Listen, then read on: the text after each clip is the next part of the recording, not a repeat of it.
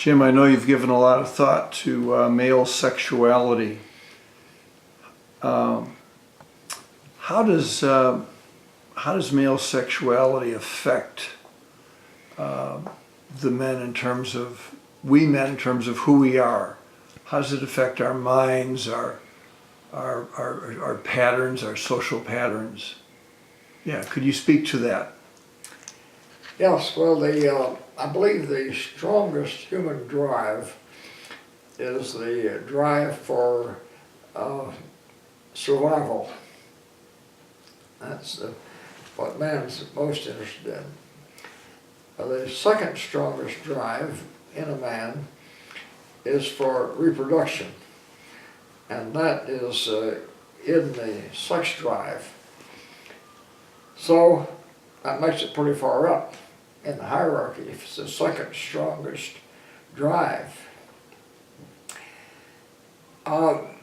It's a very natural thing that observation shows that the male fetus in the womb has erections regularly, and some mothers are kind of surprised.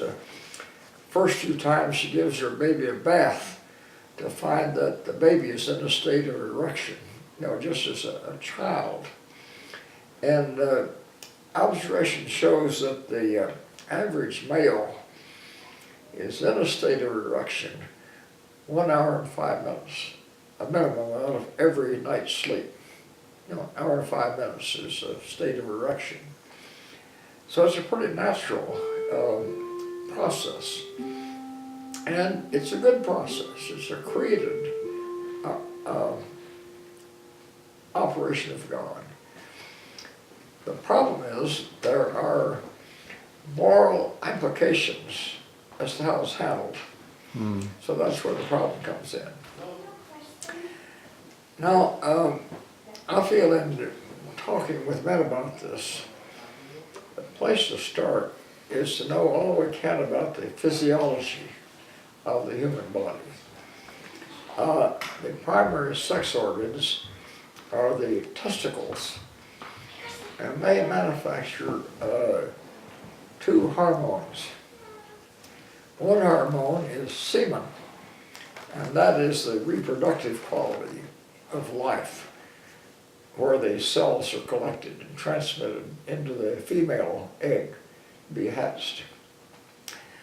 The other is testosterone, and a man's sex drive is regulated by the testosterone level in the bloodstream. Now, God made it so that he has several hormones in the same vial.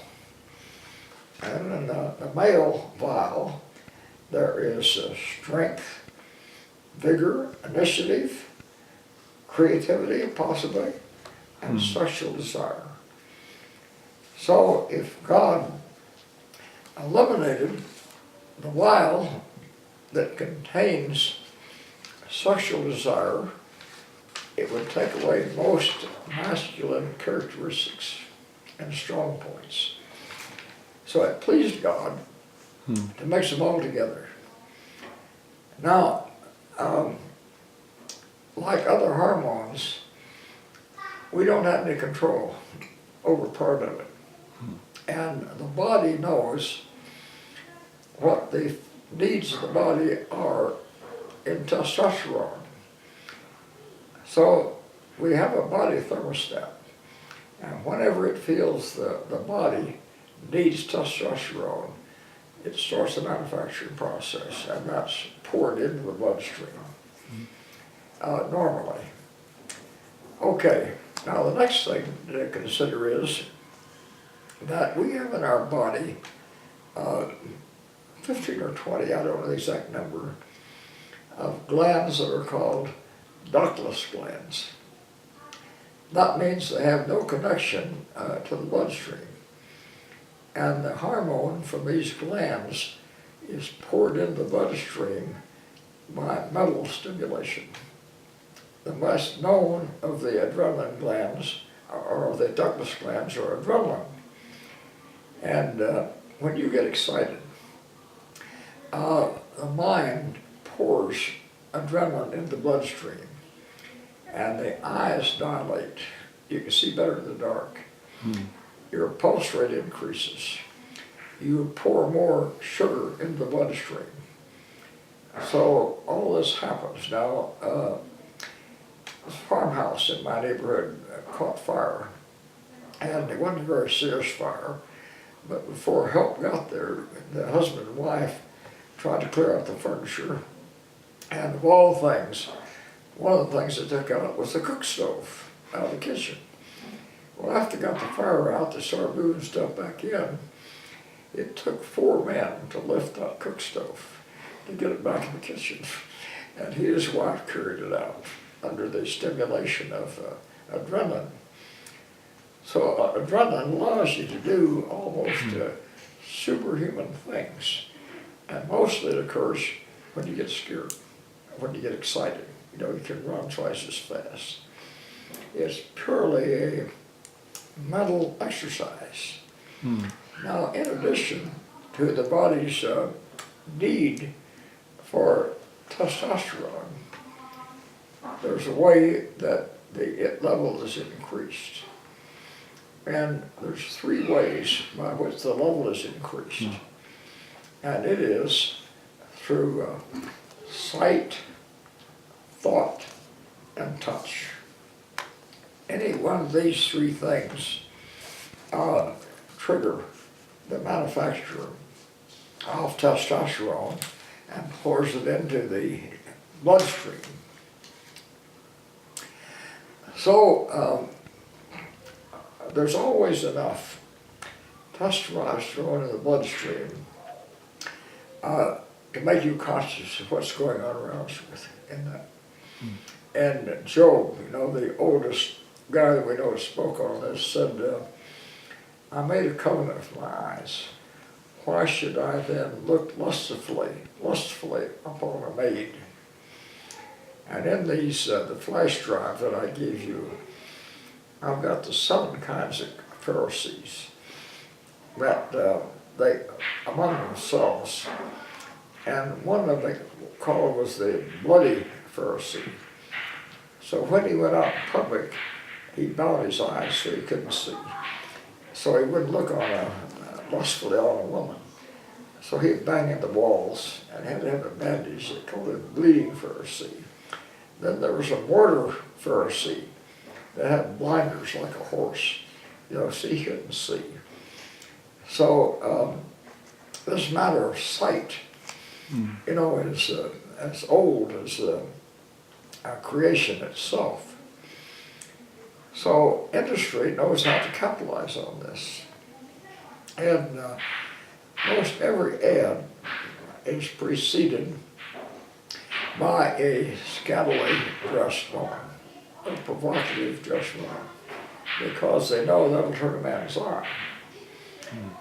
Sigmund Freud, pretty highly respected, he makes one very ambitious statement, and that is that man does not do anything that is not, the end result isn't sexual gratification. You don't do anything without that's in mind. That's so strong a drive there. So a man gets up, goes to work, and the water level in his bloodstream goes down. He's thirsty. So he begins to think about how he can get a drink. Next place he's going to find a drink, he can't go on without a drink. Well, there's just enough testosterone in the bloodstream that there's always a little bit of desire in there. So everything a man sees heightens that desire. You know, I'm going to take this to the next stage. So we're in a world of temptation that is unreal. You know, particularly what we see in pictures and so forth. Now, woman, greatest people God made, but they're very naive. And, well, guy that wrote the Rari Study Bible, he and some of his friends studied 1st and 2nd Timothy for 2 years, and then wrote a book on what they found in it. And when they came to this matter of temptation, they made a note. Your wife does not understand your sex drive, and furthermore, she never will. They just wipe that out.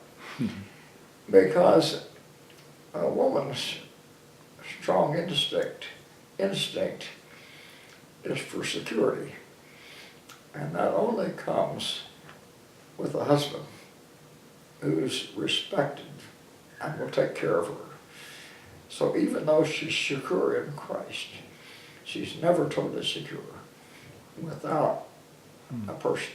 So their instinct is to attract a man.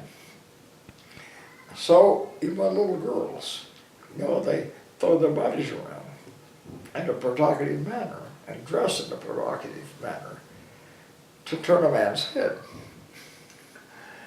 And they don't realize what's going on inside him.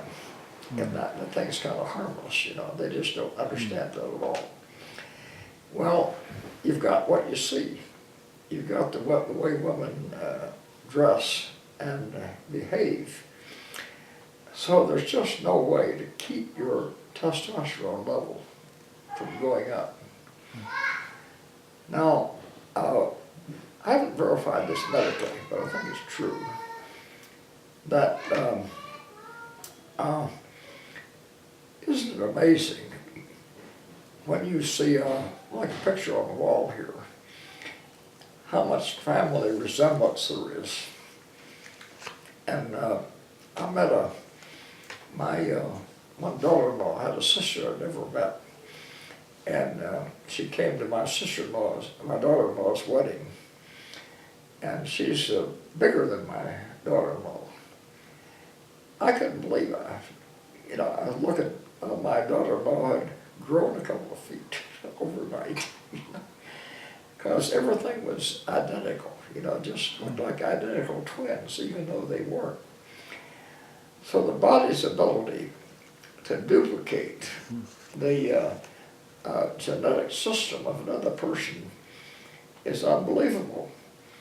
Well, what happens in sexual activity is the blood rushes throughout the 40 trillion cells in the body to get a sample gene that they need to recreate the body of the seed.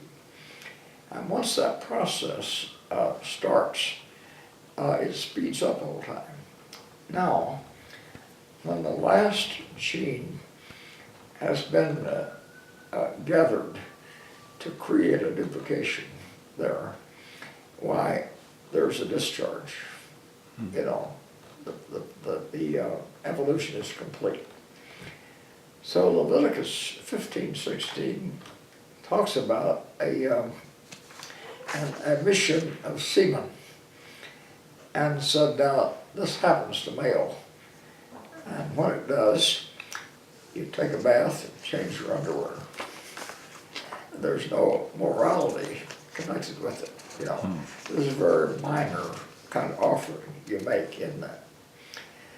So sexual expression is uncontrollable once a certain level of testosterone is reached. Now, men speed up the process by pornography, fantasy, homosexuality, bestiality, and a lot of ways in there. But once the process gets started, it's like jumping off the diving board and to get off 6 feet and said, I'm not really sure I want to do this. There's the point of no return. So that's just a fact we need to consider. And I told you, Ron, I'm going to ask my friend David Schultz who did his master's thesis on sin to do one on sex, because most men and almost no women understand the male sex drive. But that's what's going on in the body. So we're constantly surrounded with what we see, what we think, and what we touch. And any one of these three things heightens the testosterone level to an uncontrollable level. And the statistics I've seen show that 94% of all men have masturbated to some degree in their lifetime, and this includes married men. So I have met two people in my life. I haven't talked about this to everybody. Met one guy that had never masturbated. I met another who'd only done it once. And so when some people ask me, what do you think about the 94% that have? I said, well, I'd like to beat the 6% that haven't. You know, I'm not aware of that. So I just accept this as a fact of life, that there's nobody that I know that lives within the restraint of the nocturnal emission and how it's handled.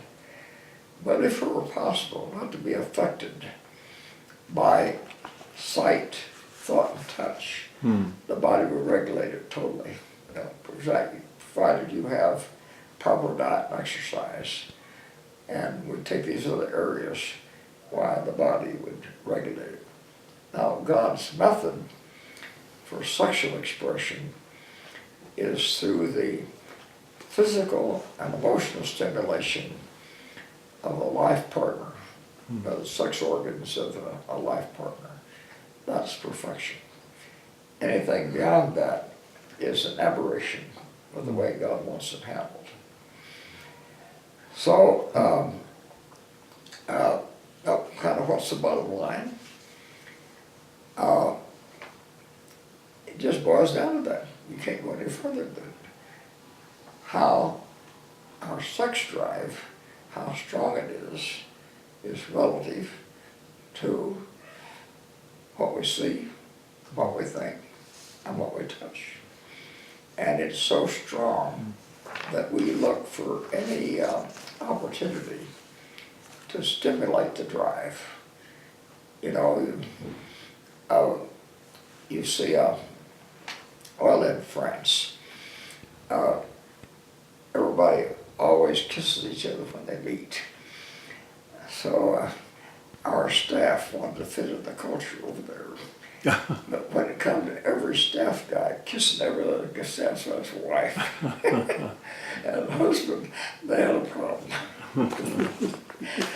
So kind of what they agreed was that, well, we want to observe the French custom, but not with each other's wives on the staff here.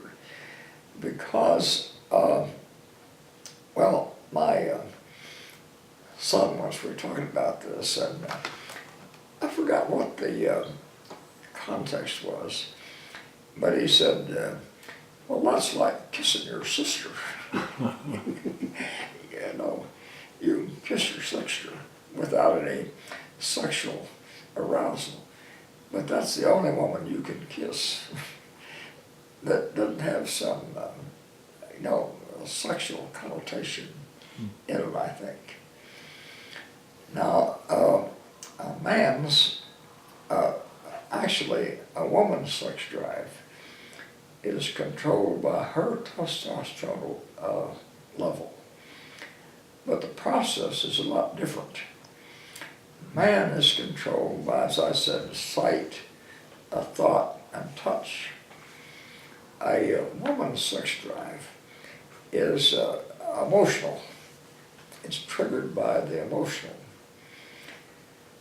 So on a cold, snowy day, my wife used to invite the mailman for a cup of coffee. And I said, you know, he might misread your intention. She said, how could he? He doesn't even know me. You know, a woman's sex drives somebody she loves. You know, that's what awakens her drive. So we'd be looking at the paper together, rape. And she said, how did he do that? He didn't even love her. The idea that a man would have sex with somebody he didn't love, you know, they just don't comprehend that at all. So a woman is putty in the hands of somebody she loves. Her reservation goes out the window. Now, a man, the kind of the proof of love in a relationship, in the case of a man, does it heighten or does it temper the sex drive? So a woman realizing, a man realizing the damage that this can cause generally is more protective of somebody really loves, while the woman is totally defenseless against somebody she really loves. She just throws herself at it completely all the time. So you can't approach the male and female sex drive in the same way at all. Although the latest figure I've seen that 32% of women are involved, college women, in internet pornography. So what do we do about it? And the question comes up, is masturbation wrong? Now, the Bible does not mention it. And anytime you have a subject the Bible doesn't mention, any answer is controversial. So you can't get an answer out of the Bible. But the Bible is full of your thought life, because masturbation is a symptom, not a cause. God deals with causes. The cause of masturbation and internet pornography is the thought life and the visual life. And when those are dealt with, then the symptom isn't created. But you don't start with the symptom. Try to cure things from the standpoint of a symptom.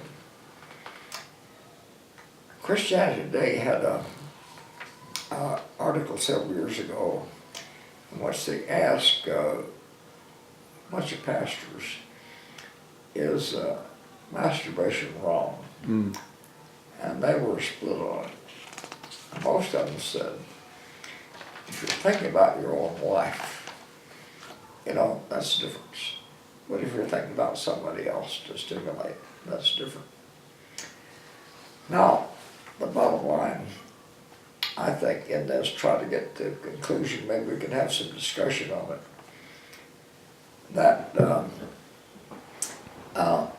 the sex drive and pride, male ego, are closely linked.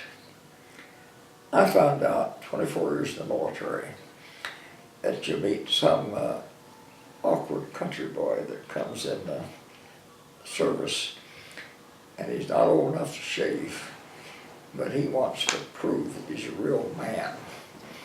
You know, he will start smoking and drinking, and then talk about his sexual conquests that he makes while he's ashore.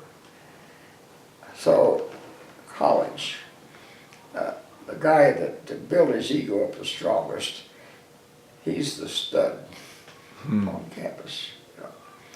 So when a man wants to build up his ego, he talks about his sex conquest, you know, how great he is in that. Now, when a man gets involved in masturbation or other sexual immorality, it affects the ego. No. So I tell people, and I believe this and teach it, that God's path to restoration is short and clear. When we've sinned, we acknowledge to God, this is wrong. In fact, 1 John 1:9, literally translated from the Greek, I've been told, when I call sin, that which God calls sin, He's faithful and just to forgive us and cleanse us from all unrighteousness. But Proverbs 29:13 adds another dimension, which is, whoso acknowledges and forsakes the intent to repeat will have mercy. So acknowledge, forsake the intent. It's all over as far as God's concerned. We talk about justification. So why does a guy feel bad after he has practiced this? He's nursing a bruised and wounded ego. That's what's going on in here. Bruised and wounded ego. I was asked to do a workshop to the team leaders at a conference at Linear a few years ago on purity, a Navigators' typical approach. And I said, well, I'll talk about it if you let me give my own opinion. You know, I don't necessarily follow the party line on this. So we talked about it. And probably pretty much the way I'm talking about it today. So one of the regional directors, he's on staff, and you know him today, Ron. He told me, he said in our discussion, I noticed none of the team leaders talked about their personal victory. You know, they talked about the theory of it. But this guy, you know him well, he told me, he said, I know what you're talking about. He said, when I was a student, I masturbated. 1 hour later, God used me to lead a student to Christ. He said, I know what you're talking about. You know, when you acknowledge and volitionally forsake, you have to believe God. So he knew he'd been justified and didn't sit around and bruise a wounded ego. Now, Ron, you taught me the best definition of pride that I've ever heard, which is preoccupation with self. I think we talked about in another context that which is a greater sin? To be preoccupied with success or with failure? It's equally as much pride to be preoccupied with failure as with success, I think. So, in talking to guys about this, I tell them, you know, that it seems to me that one of the characteristics of every great person that I've ever known or known about has been the ability to live with failure, to recover from failure, has a history of some failure, but it doesn't shape his life on his failures. Lawrence Sonny used to like to quote Winston Churchill, that no failure is final. It's a pretty good one-liner, I think it is.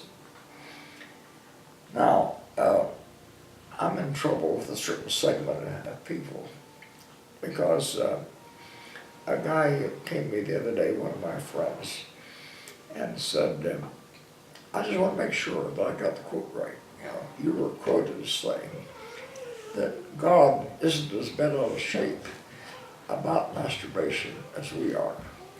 Did you say that? he doesn't take it as serious as you do. I said, no, that's not what I said. I'll put the quote in context. I said, you take your left hand and prioritize your sin. You know, what's 1, 2, 3, 4, and 5.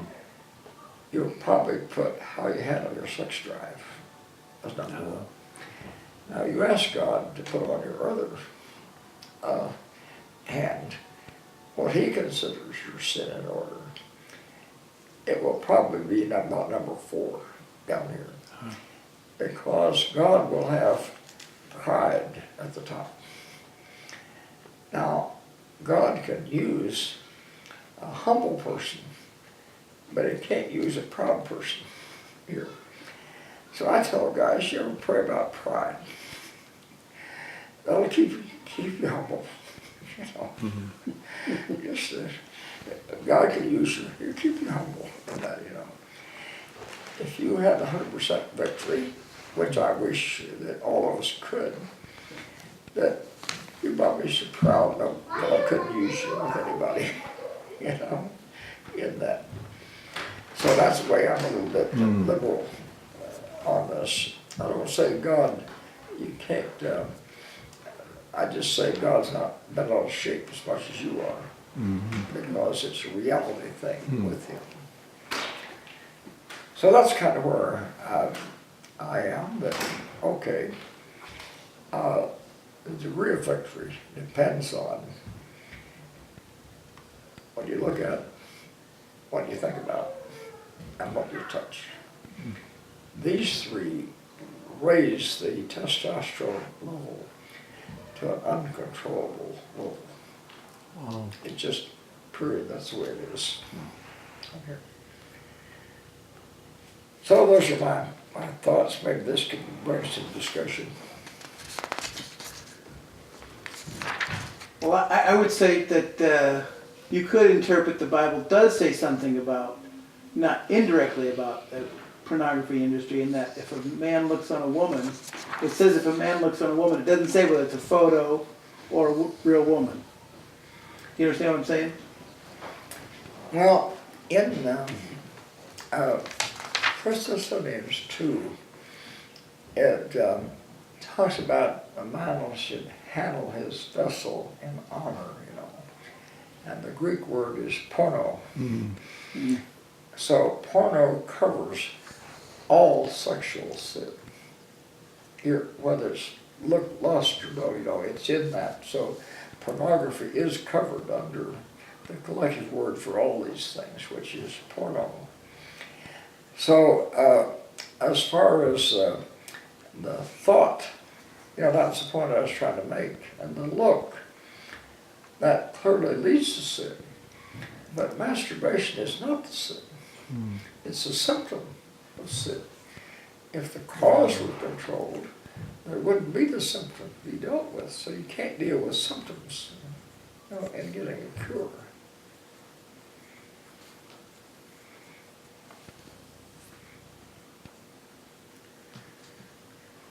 But in my paper, I've got this in the introduction. I'll put it down in the conclusion. I deal with a lot of men. And the greatest thing that keeps men from being what I call totally liberated, totally motivated, and totally fulfilled is guilt feelings about their past and present failure in this area. First date I ever had, high school girl, she's pretty well checked out. So we got out in the car, started driving away, and she said, my mother tells me there's only 2 kinds of men. The kind that are up front what they want, and the kind that are sneaky about it. Which kind are you?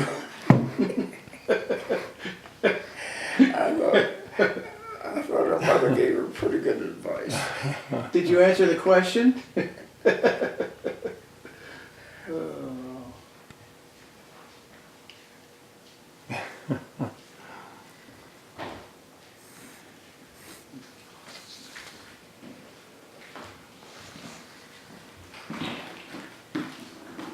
So I think, Ron, not a lot of teaching in this, Yes. but it could provoke some discussion. Oh, boy. And come up with some reality situations. In Latin America, when a boy reaches age 13, his father gives him a weekly prostitute allowance and introduces him to the neighborhood prostitute. So in Brazil, the first ministry money they had was the guys kicked in their prostitute allowance to the ministry fund.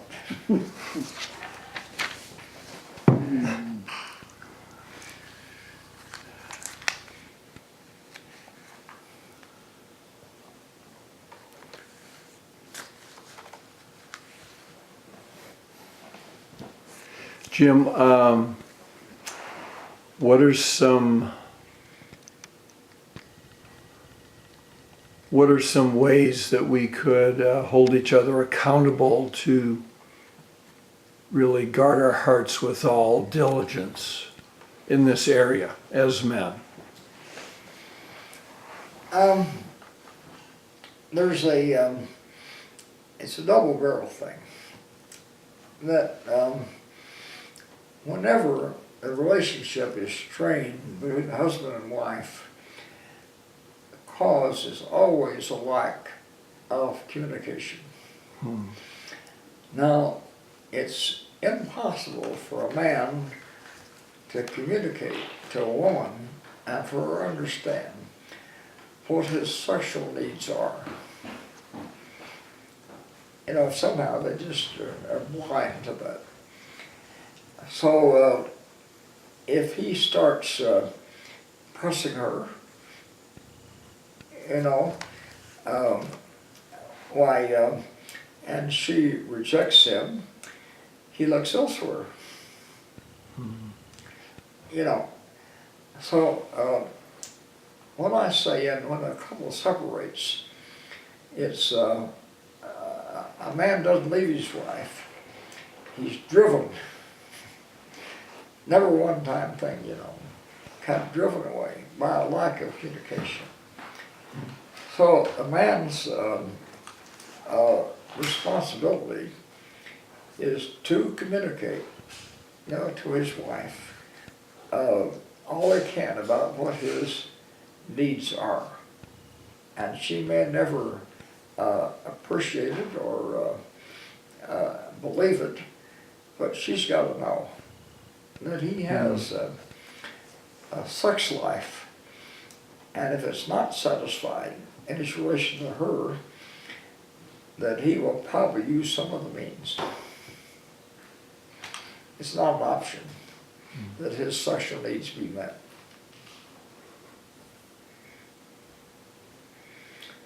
Does that sound reasonable? Yes. And what about periods of separation?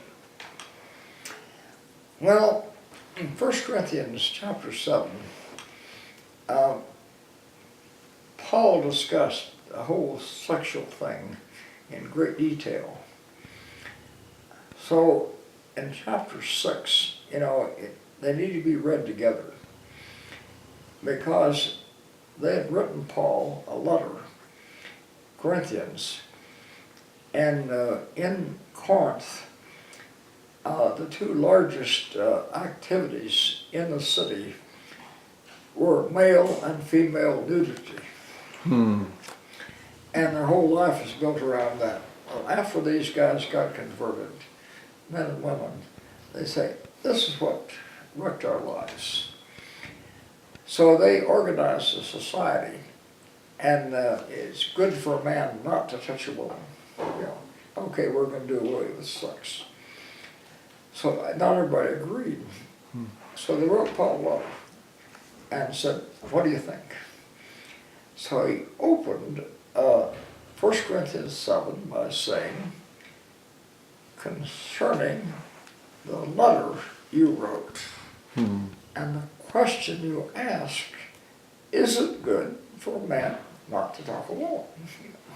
Well, people don't they just skipped that first part there. He was answering a specific question.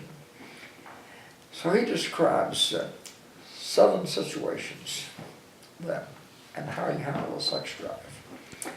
So the first one was, he said, now, some men, like I, have the gift of celibacy, but not all have that gift. And he said, I wish everybody did, but they don't, period. Now, some people interpret that to mean that Paul was unmarried. But to be a member of the Sanhedrin, he had to be married. So he had been married. Now maybe his wife was an invalid, maybe she was dead, I don't know, but he knew sexual experience, he'd been married. So that's the first situation he dealt with.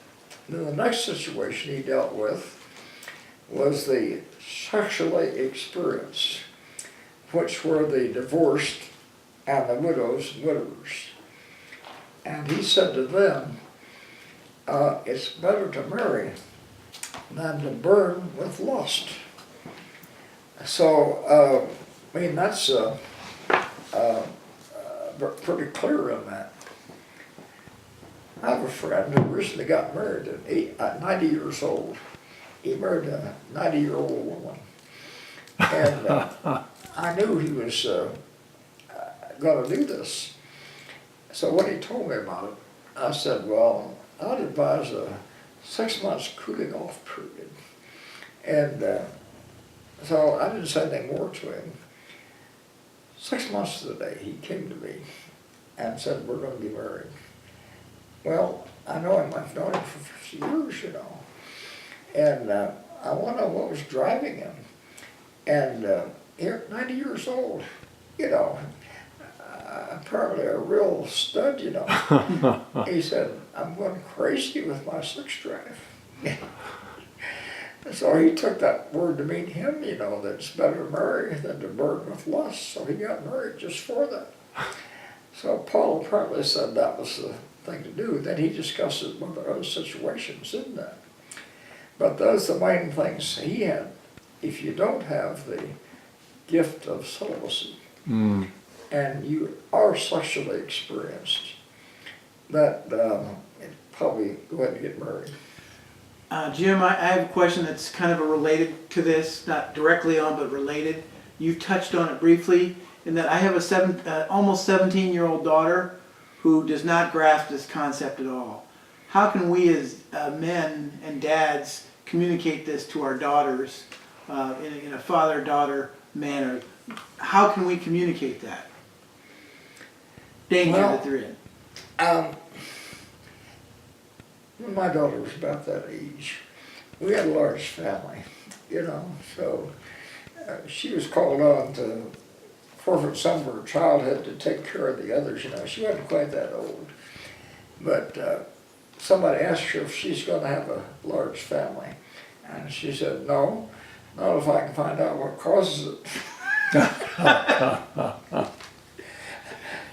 So somehow the mothers can help them. I don't think the father can, except by his example, you know, because they just don't get it. I think, though, what I've observed is that I try to give my daughter a lot of attention. And so she can never say she does not get male attention, or between her brother and myself. I don't know if that has anything to do with it, the fact that they need that affirmation, and if they don't get it at home, they seek it elsewhere. Yeah, well, a father's approval is the most important approval to a daughter all her life. More important than her mother's approval. So the best thing a father can do his daughter is affirmation and approval, because they go through awkward times and do dumb things. And so that's the most important thing a father can do.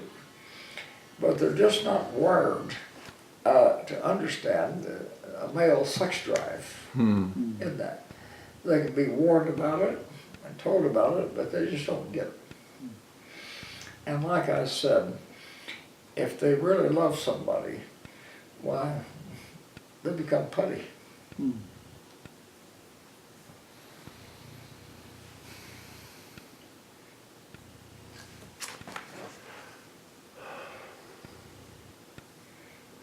Jim, I talked with a friend locally, counselor, good guy.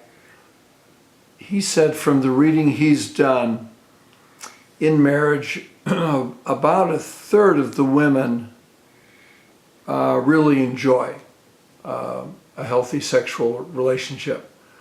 Then there's about a third of the women that, yeah, yes, no, it's okay. And then there's about a third of women, for various reasons, that would just as soon never have sex in marriage.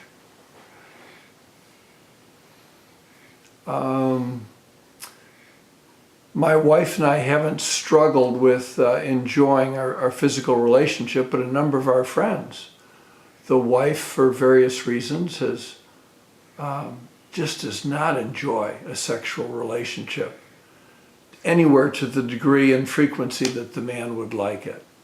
How do we handle that? Yeah, well, I think this also shows that only a third of women have ever experienced orgasm. You know, so you take 2/3 of them right there, you know, that it's just more of a duty than anything else. I know that, you know, when I got married, I'd been a faithful person, you know, I wasn't a wanderer. And I wondered what my wife's attitude was going to be. And of course she discussed it with other women, you know, I knew what they were talking about, you know, when we were engaged, you know, she knew this would be a part of a marriage. And so her response to the other woman that had the same questions she did was, I love him so much, I trust him. Anything he wants to do, you know. So it wasn't that she had a strong sex drive, you know, I trust him. If that's what he wants, well, then that's the proper thing to do. So, what often happens, it seems to me that after you get married, have a baby or two, the woman's strong nature turns to the baby. You know, that's where she pours out her love and maternal instincts on the baby. So the husband is never the same after the baby's born, you know, because there's that competition for intimacy and all that goes on. So that's just a fact of life, it seems to me. And it seems to me that the more that the wife trusts the husband, you know, just is sold out and he can do no wrong, well, the more responsive they are. Now, I'm sure there are among women those that enjoy sex, you know. Diane, you know, she always had a male prostitute around her after she left her husband, you know. But that's the unusual thing, where they enjoy sex just as a pure animal, you know, gratification, I think. So I think the secret is, you know, that if she trusts you enough, you know, just, well, okay, whatever you do must be okay. I don't understand it, but it must be okay. Yeah. Now, this other third you're talking about, they think it's dirty. When it came out that President Roosevelt, you know, he had an affair with his secretary all his life, you know. Well, Eleanor Roosevelt was a pretty wise woman, but she was kind of puritanic. And she said, well, men have a need for that, so you just have to let them get away with it. Mm-hmm. She didn't bother her that he had a relationship, because that was just a habit that men had, a dirty old man had, that they had to exercise. But I think that, you know, what happens if there wasn't a bonding in the sexual relationship, there wouldn't be very many pregnancies. But now after the sexual experience, that bonding is so strong that you just can't separate, you know, so that's when the baby's born. But if that bonding was so strong, well, the woman would give up, you know, and prevent conception taking place in there. I don't know the answer to that. And the fact that only a third ever experience, you know, orgasm, that's the whole life of a man, you know. And I don't see how a woman would even have sex if there wasn't any climax Sure, to it. sure. So that's something about female sexuality we might never quite understand. Yeah, and I don't know too much about it. I'm trying to learn what I can. I used to meet with a couple of girls, and I couldn't believe how naive they were. So this one girl kept writing me letters on questions like that, and you know, what am I, just a receptacle, you know, for this, that, and the other? And I said, hey, you should be talking to a Nav rep's wife about this, not me. So after a while, she got wise. I went to a wedding where she's a bridesmaid, and she saw me sitting in the audience, and after the wedding, she went and hid, you know. She was so embarrassed that she wouldn't even come out, couldn't look me in the eye. That's all she said. No. Oh. So the only clue I would have is, you know, is that trust. Hmm. You know, he can do no wrong. Hmm. Kind of hard to create. Hmm. But that's my wife's answer, you know, to the girlfriends. I found that out. I thought that's a good one, you know. Well, I'm not considering my own pleasure or anything, you know, just whatever he wants to do. Hmm. And I've had women tell me this, you know, that, man, I love him so much. I would do anything he asked me to do. You know, just no question, no qualification, you know, whatever he wants, that's what I want.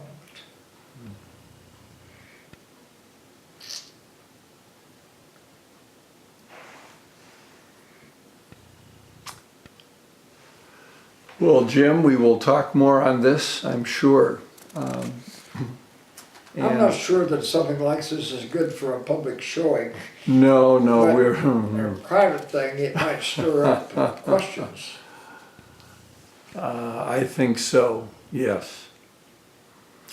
So, thank you for the time, and thank you for the wisdom from above.